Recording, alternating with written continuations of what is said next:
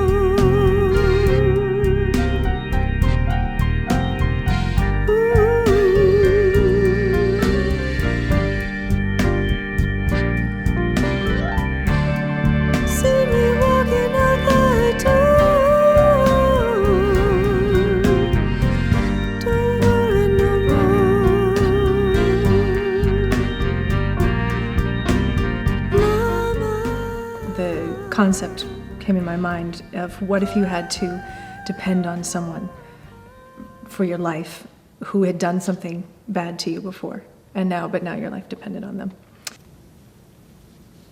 I guess that scenario sort of interested me the most, but it wasn't a story yet.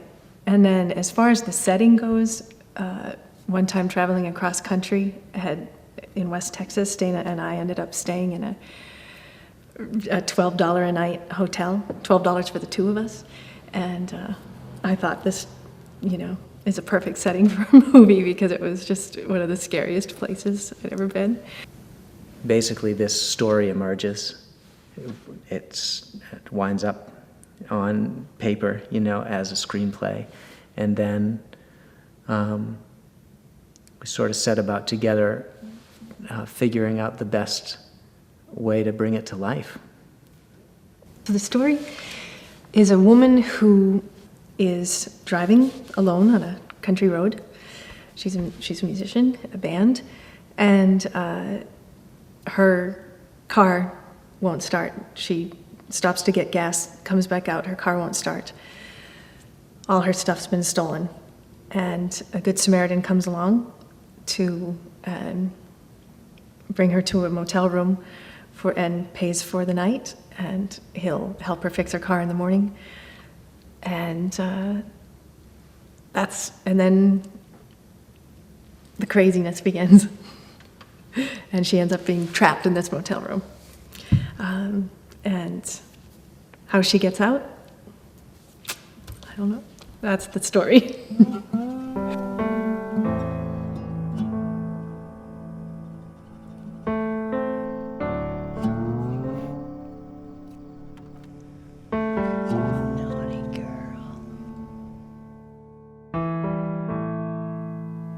Working with Dana was most of how we worked together was in the hiring process, really, was in agreeing which people we thought were best to bring the story to life, either from an acting standpoint or cinematography, the set design, costumer, makeup person, all those different elements. Some were easier than others to cast. It's always tricky that way, and part of it is maybe if one person is right for sure, then that might affect who else will be. So you sort of almost figure out, we knew we wanted Jennifer playing Maeve. She's sort of the centerpiece, and then it became a matter of putting those pieces around her. Colin is not a very nice guy, but there had to be something about the person embodying him that was naturally attractive and appealing, so that the character didn't become overbearing. And so we were looking for that for Colin. Also someone that just was a tough guy, that wasn't playing a tough guy, someone that understood what it means to be a tough guy.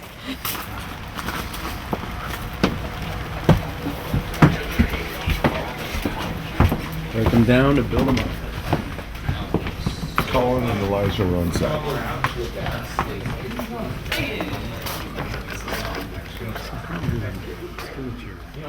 I have to say, when we, got sent lots of headshots,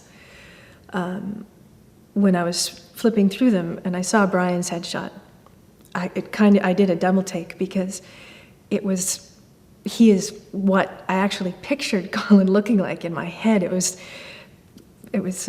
sort of spooky in a way because it was almost like Colin had crawled out of my head and taken physical form.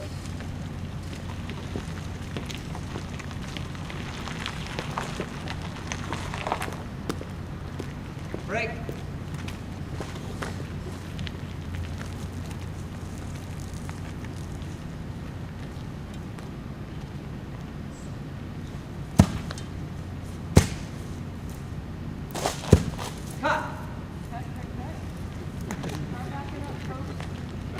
Elijah, it took a little longer to find, but Scott came in, and he was one of those people that you could feel friendly with instantly, which is good for the character. It's great to work with someone like that, but it was great for the character as well. And I think he made I can't remember, he made some joke like the first 30 seconds that I had known him, and so we knew that he was going to be Elijah.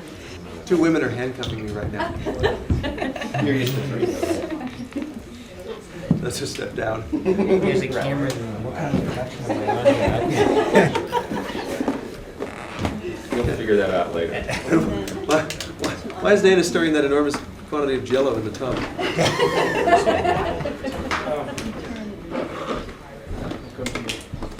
And Kathleen is interesting because I've worked with her for a long time. Gosh, I think the first play we did together was in 1993.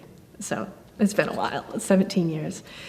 And she had never really done film before, but her stage acting is so filmic. She's just great. And so she was one of the first people that auditioned for Arlene. And it was fantastic. But we thought, well, we better be disciplined and, see other people. So we saw close to 50 other women. And some great people, But Kathleen she was the one. You lied to me. You're a lying lie. We didn't know what to expect with Wayne Newton. He just couldn't have been more down to earth and kind and friendly and giving. He was just, without exception, gracious and as though we were greeting old friends. And he's a really strong actor. He really brought a full-bodied Sankey to the set. So we were really impressed. I mean, a really strong, old-school actor. And hopefully the world will see more of that Wayne Newton in the years to come. Because he's really, really strong, really, really good.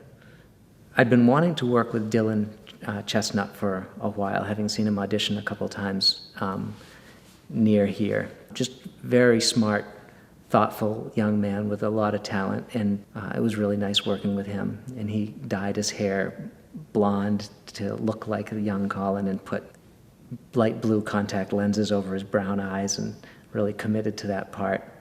And Rachel Garrison, if you look at young pictures of Jennifer, there's really quite a similarity there. And she also just had a really nice, natural film presence about her. Well,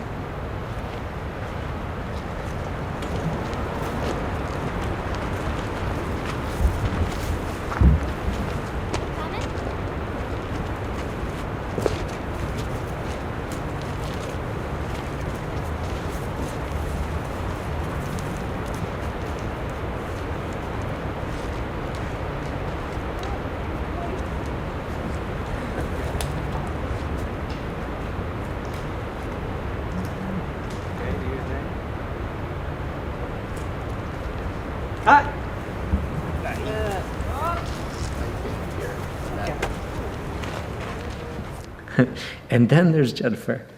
Yes. And working with Jennifer is just a dream because we've just worked together so much, and she can play anything, man, woman, old, young. I mean, she's just a conduit for an array of people, and has been so much over the years. And so, yeah, she and I, it's not even a director-actor relationship. It's really not. It's just, I just sort of stay out of her way, and watch and see if things seem to be going the way I know she would want them to be going, just sort of, I become her eyes, basically. I don't want to make analogies, but it's like working with Clint Eastwood or something. It's like because she's a total artist, so she's the creator of and it's not an ego thing, she's just a creator of the entire piece, and so when we work together on theater productions, it's our minds are together on the set, on everything, basically. And in this case, the stories from her, the music's from her, and she's also then in it. And sort of the one place where she can't be seeing what's going on, is her. She just has to fall into that character of Maeve, and then my job is just to monitor that, and based on what I know of her vision, do my best to protect that vision. It was fantastic to work with Jennifer again. It had been 13 years, maybe 15. I'm sure she'll remember. She has a photographic memory. I do not. So it had been a long time since we had worked together, and I was so thrilled to be given the part of Arlene and have that opportunity to work with her. She's incredibly present, incredibly talented, and was so delighted to be working on a project that she wrote.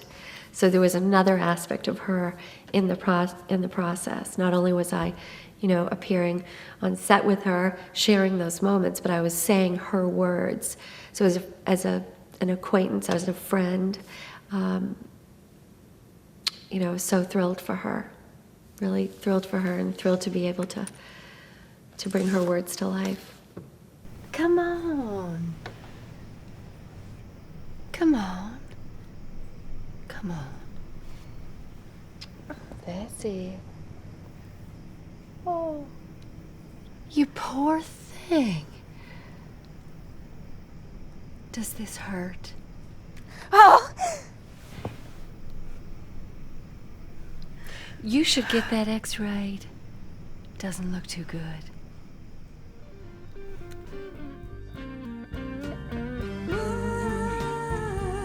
With Jen, I asked questions right from the beginning. I thought it was just beautiful to have an author there and your scene partner, they're the same person.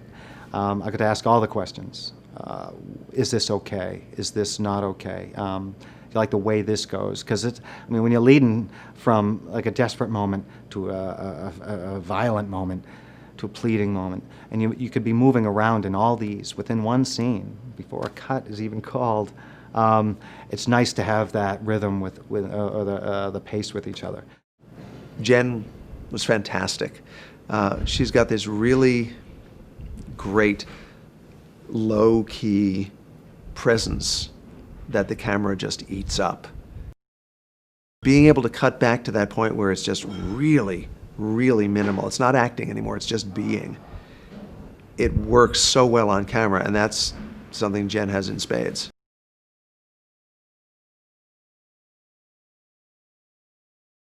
One of Dana's strengths as a director is that he knows how to talk to actors in order to elicit the feeling or the effect that he's after. He'll talk a lot in metaphor in terms of the energy level of a particular scene. He threw something out yesterday, and one of the pickup takes, he said, "Try it again. Higher energy, but play it lower." And everybody started laughing. And he said, "No, he knows what I mean. He knows what I mean." And I did. and it worked for the next take. So he just allows you to have the room, and he comes in and he knows the language you speak, and he pointed that out early on, like in rehearsal. I know the language you speak. Here's how it is, and it will be different with this actor. It will be different with this one, and I just want to let you know that now, so that you and I know how to speak to each other. And it's just experience. It's got to be. He's great to work with because he's an actor himself, so he's an actor's director, and then when he gets paired with Ian, the DP, the two of them are just a fantastic working team together, and they're quite a force to behold, actually. You know, the deal we made was he'd check in every 3 days. Last 3 weeks, no, not a word. Why do you think that was? Okay, good. So we'll jump ahead now to beginning to walk toward her, and see what happens. Colin, stop. You have no idea what I've done for you, darling, but you're about to find out. Colin, don't. Just say what you have to say to her and let her go. You're on the roll. I'm on the roll. Feeling, depending on the lens we have, this might be too close now. Right. So let's do something a little more like what we just did. Okay. So let's create a different setup. So that's 1, 2. On a dolly, it's sort of 1, right? It's like so. Yeah. Bring Colin over there with the phone to the window. Yeah. Then he walks back. This. Okay. Face And off. So yeah. So now he's here. So go ahead and let him take a couple steps. Okay. And so go ahead and take a couple steps there. So now he's a third frame there.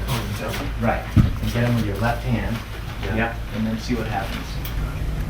And so he knows that he can rely on Ian for the technical side of things, which allows him to focus on the actors and to focus simply on the performances. And he also thinks like an editor when he directs, so he makes sure he has pieces that he wants and points that he can edit from this to this. So he's actually thinking that way while he's watching takes. I don't. He hasn't told me that, but I'm pretty sure. You have no idea what I've done for you, darling, but you're about to find out. Colin. So keep your right there. Yeah. So it's just again, just keep talking that way. So this is you're on parole, I'm on parole. I don't feel like going back anytime soon. You're probably not even supposed to have any contact with her. I'm sure it was a condition of your release. Drop the acting, kid. I know what's been driving you. I knew you were when I showed you her pitch. For the most part, the choices that I made, the choices that Jen made in Scott in the room, he would come in and just be happy. And there's nothing like a happy DP and a happy director. I'm ready to give you your present now. I don't want it. Colin, stop. You have no idea what I've done for you, darling. But you're about to find out. Colin, don't.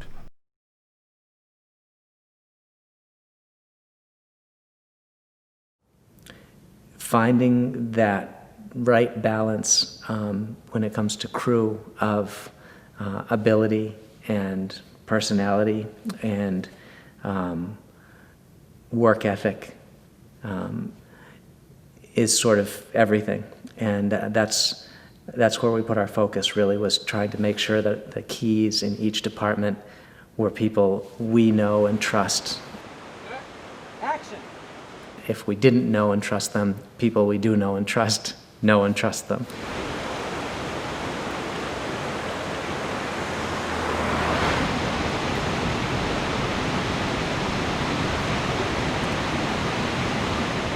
Just observing what all the grips and the camera people, sound people did. That was an invaluable part of the process for me, was watching what they do, and I hold them in incredibly high regard. Yeah, it did.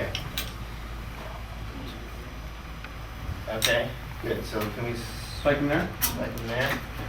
You know, we didn't hang on too many scenes too long. We shot them, put them in the bank, and that the last day, forget about it. I mean, that was bang, bang, bang.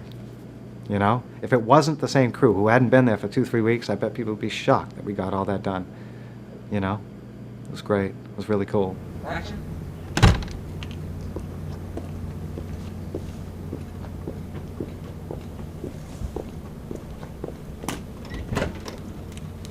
Cut. Beautiful. All right. Cut. We got that. They really coalesced into a unit really, really quickly, which is essential, especially on a low-budget feature, because time is so short and money is so short. You've got to be a well-oiled machine. And we really, really had that. And again, same as with the cast, no divas, no attitude. Everybody was really glad to be there, I felt, and felt like they were giving their best in service of something really good.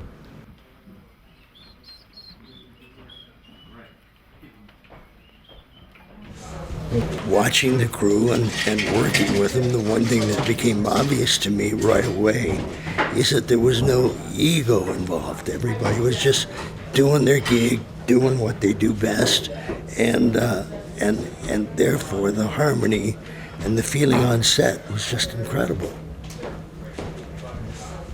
One bad apple, man, and it just sets everybody off, you know. Everybody's uptight and everybody, you know. And a whole lot less gets done. Yeah. Arlene, you were there. Arlene. The crew was demanding, you know. We knew what we had coming out of rehearsal, but we didn't know until we saw that crew. At least I didn't. You know, they were serious. They were into putting a damn good story together and shooting it right, shooting it well, you know. Leading up to that, just brought your best game every day, it seemed. You don't even have to do that. You just bring it closer to your own body. Yeah, but higher. Higher coming down. Yeah, higher coming down. Start high and go downwards. Oh, really? Okay. Yeah. Start a little bit higher. That way. Rob Fitz, who did makeup, and Paula, she was the hair person. They did such an amazing job because it was just the two of them. They had nobody else, and they got all four of us, and then all five of us when Swain was here, ready every day, on time, and that was really quite a feat, especially towards the end, as there became more and more special effects and bruising and blood, and Rob had his hands full with taking care of all four of us. The makeup is interesting because it keeps getting wiped off. There's lots of tears and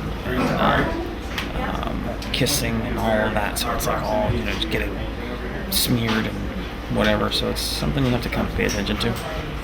It's definitely a challenge. You gotta get in there between takes, put stuff on there that won't wipe off instantly, that kind of thing. So, keep me busy. Those departments don't necessarily get a lot of credit, but they deserve it because they worked so hard and no help. 32. Amazing work, everyone. Yeah. Amazing, amazing, amazing.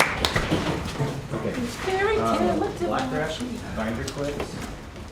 Full apple box. My martial arts instructor, Aaron Parker, about 2 months before we started filming, he and I got together and just basically worked these out. I told him what we needed, and we figured out how to do it and make it look right without getting hurt.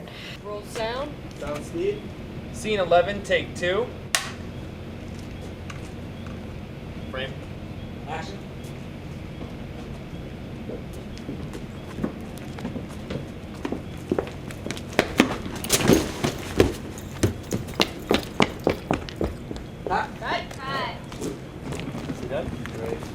Good. I think the one I did learn, like right then and there, was at that beginning one at the store where I got the ski mask on, which was exciting because that was just directly with Aaron, and I just said, what's the best way to do this kind of push, you know. And he said, well, this will work. You know, he had a couple on hand. First one I saw, I said, I like that. Let me try it. Tried it. Tried again. I was like, you know, I really like that. So I think that's it. You know, do that a little too much, you know.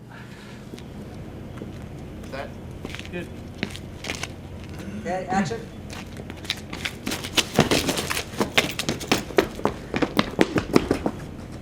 Are you all right? Here, let me help you out. No.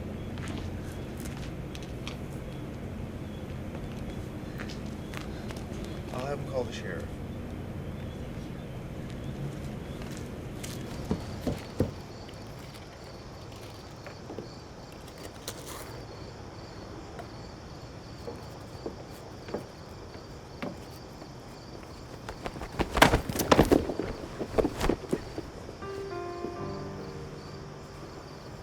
Are you all right? Here, let me help you up. No.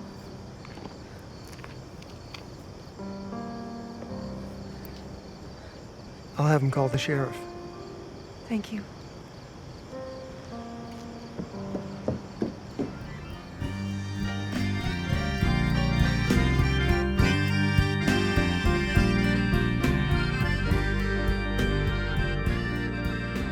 I feel very lucky to live here and do our work here and be able to ask people in the community to pitch in with food and such. Hi guys. And you know, the food is free. These are neighbors of ours, rounded up by Mia Dodge and my mom, and they just donated food and time, and people in the crew have been saying that this ranks among the best catered shoots they've ever been on, which I think is really cool. It's all just one big gift. It's really nice. You know, people in the community just donating their time, they're cooking food for the crew.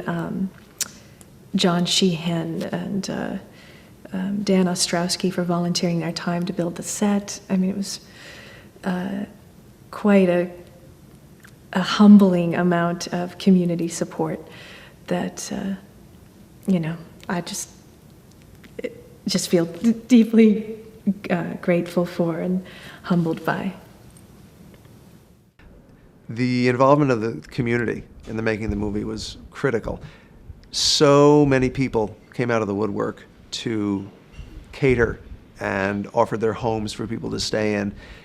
It was really just wonderful. The esteem in which Dana and Jennifer are held in the community was really heartwarming to see. And the food was fantastic, in addition to that. It really felt, just in addition to the work itself, like being a part of something bigger, which was nice. The other aspect that was amazing was, speaking of collaboration, was the community that came out with meals, for example, lunches and dinners, incredible meals, absolutely delicious, baked with love, made with love, a different person donating their time and services every day.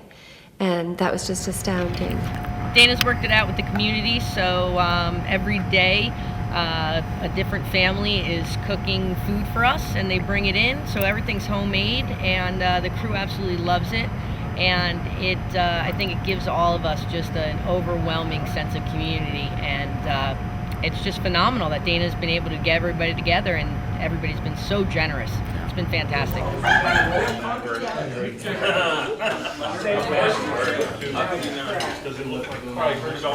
about a round of applause for Linda, Barb, Mia, Pat?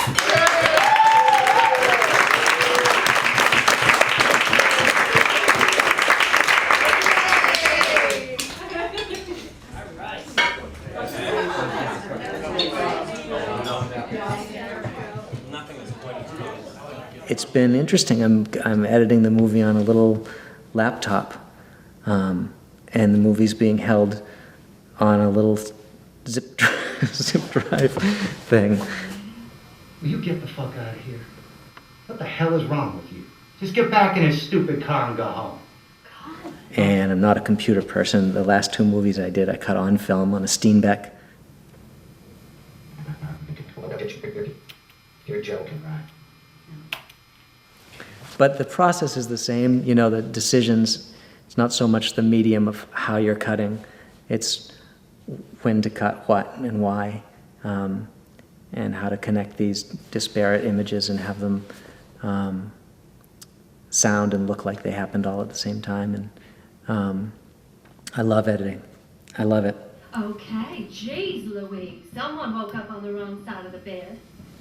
It's interesting how long, you know, sometimes half a page of the script, you know, can take 2 weeks just to edit that tiny little section, because there's just so many factors that go into putting a piece, footage back together. The least of which is, you know, performances, but how to recreate the timing of performances, how to recreate natural timing, and then add in continuity, or maybe the focus wasn't exactly perfect on this moving shot, maybe the actor didn't hit their mark, so the focus was off, or, you know, and so there's so many factors that go into choosing. Always with the actor's performances, that's his first priority. Will you get the fuck out of here? What the hell is wrong with you? Just get back in his stupid car and go home. I have the keyboard set up close by so that I can compose at the same time that he's editing. Yes?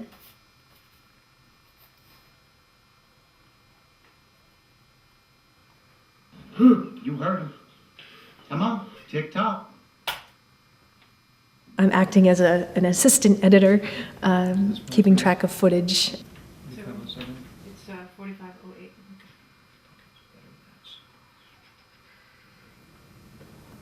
So funny, you know, it's all hodgepodge, you know, all we have is a pile of potential puzzle pieces. And we don't even have the finished picture of the puzzle yet. So it's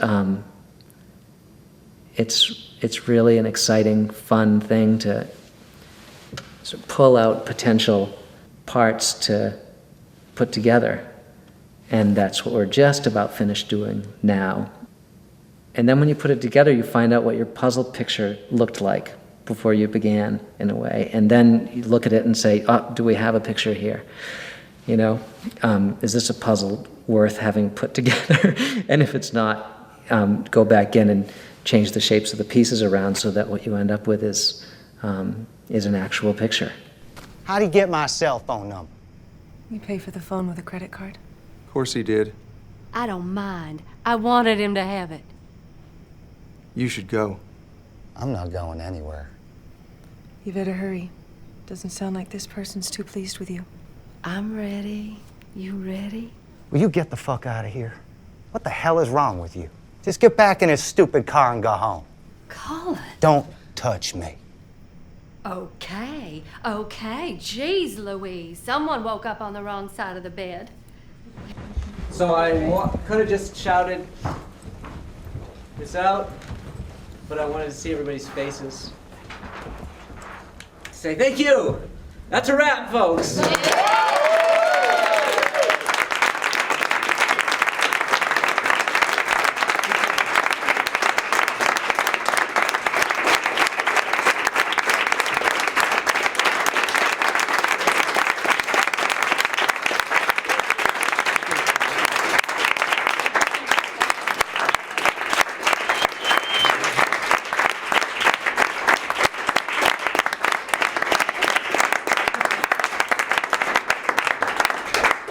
We really will miss you guys and hope to work with every one of you again. You've been amazing. Thank you so much. Thank you. Great job. Thank you.